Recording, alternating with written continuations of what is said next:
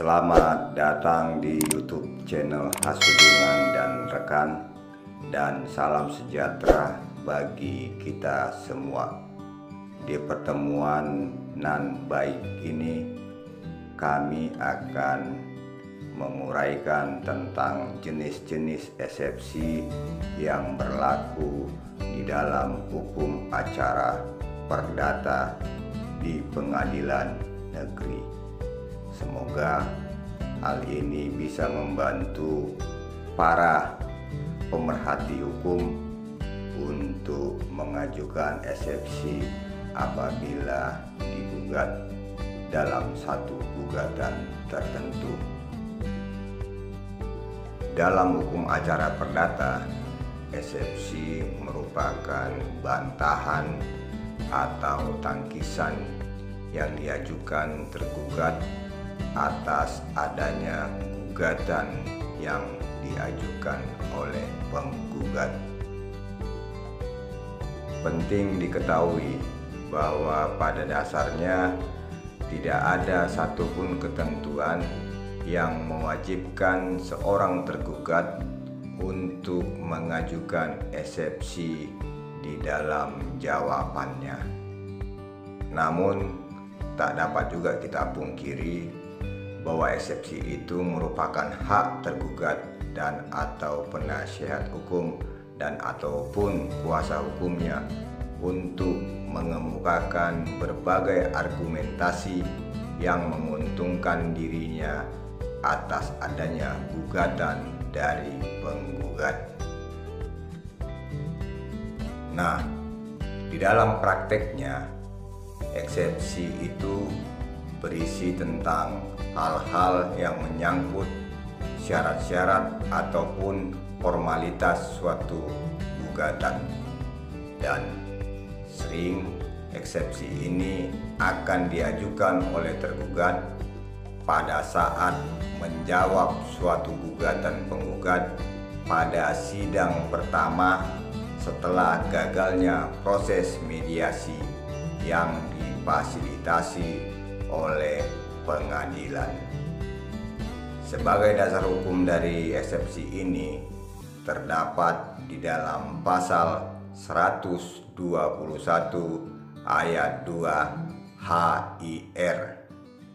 Namun, apabila tergugat belum siap untuk membuat suatu jawaban maupun eksepsinya, maka majelis hakim akan memberikan kesempatan lagi pada sidang berikutnya untuk menyampaikan jawaban dan ataupun eksepsi di dalam jawabannya tersebut. Berikut ini akan kami kemukakan beberapa jenis eksepsi yang dikenal di dalam hukum acara perdata. Secara umum, bahwa jenis-jenis eksepsi dapat dikelompokkan menjadi dua kelompok, yakni kelompok eksepsi formil atau prosesuil, dan yang kedua eksepsi bersifat material. Eksepsi prosesuil adalah eksepsi yang didasarkan pada keabsahan formil suatu gugatan yang diajukan penggugat.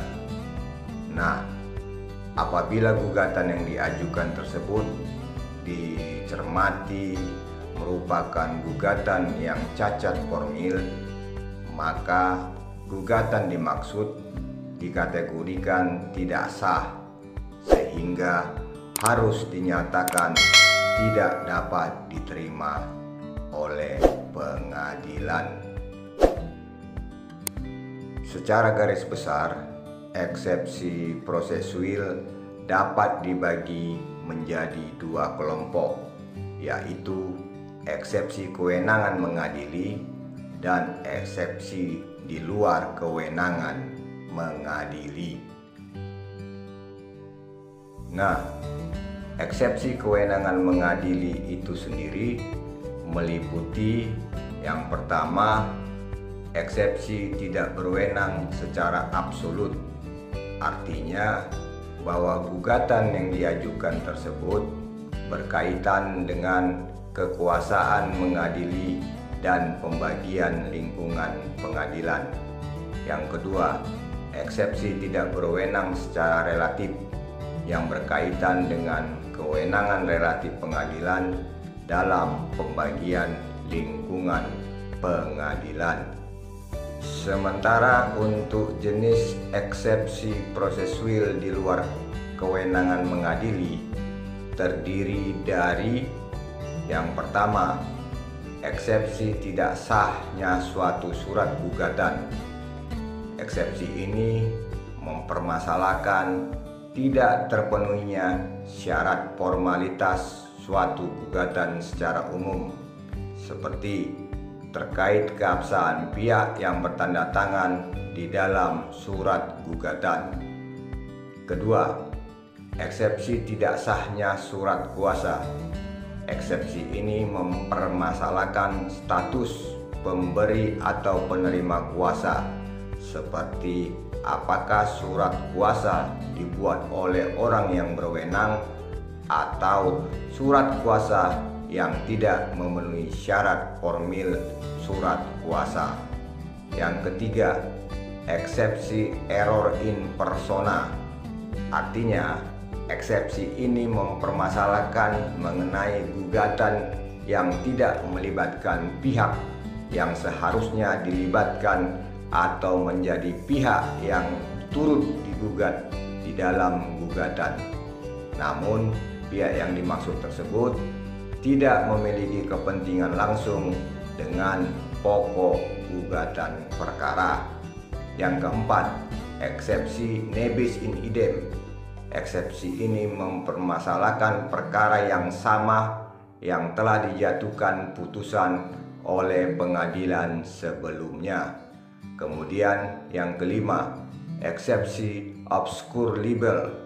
Eksepsi ini mempermasalahkan surat gugatan yang kabur atau tidak jelas.